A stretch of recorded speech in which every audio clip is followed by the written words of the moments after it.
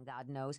I always felt partially responsible because I was the one who told him about the real estate deal, encouraged him to invest.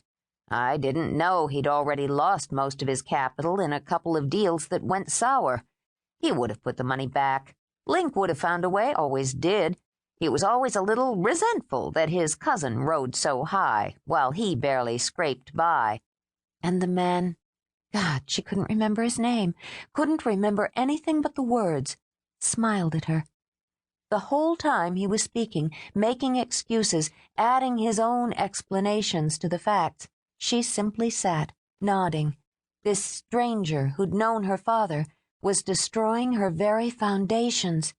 He had a sore spot where Tommy Templeton was concerned.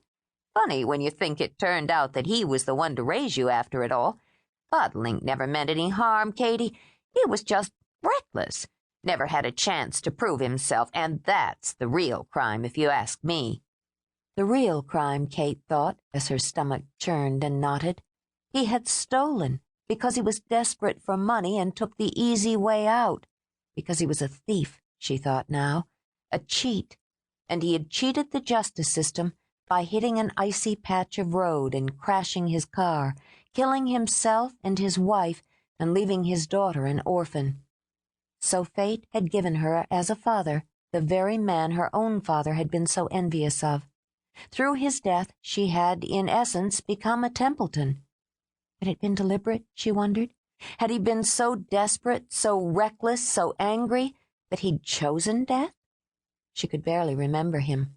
A thin, pale, nervous man with a quick temper. A man with big plans, she thought now. A man who had spun those plans out into delightful fantasies for his child. Visions of big houses, fine cars, fun-filled trips to Disney World. And all the while, they lived in a tiny house just like all the other tiny houses on the block, with an old sedan that rattled and no trips to anywhere. So he stole, and he was caught, and he died.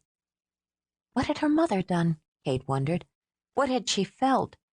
Was that why Kate remembered her most, as a woman with worry in her eyes and a tight smile? Had he stolen before?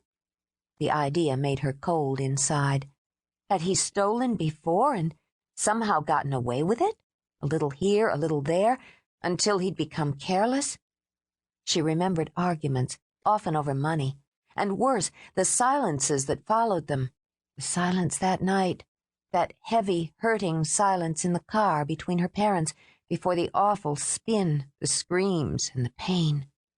Shuddering, she closed her eyes, clenched her fists tight, and fought back the drumming headache. Oh, God, she had loved them. Loved the memory of them. Couldn't bear to have it smeared and spoiled, and couldn't face, she realized with horrid shame, being the daughter of a cheat. She wouldn't believe it.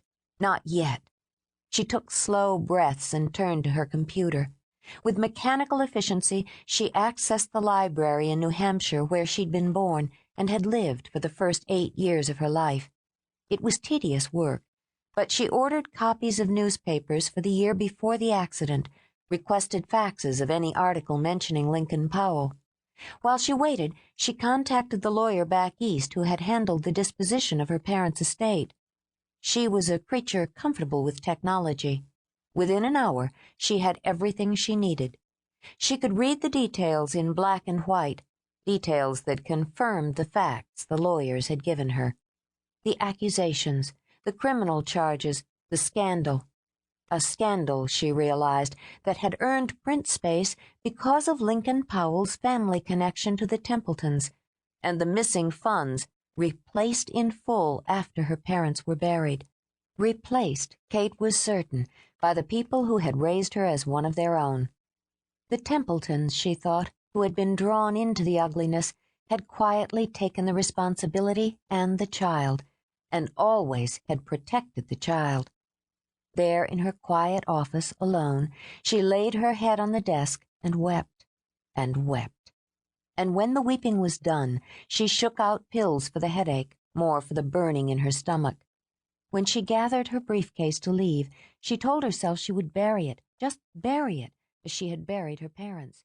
It could not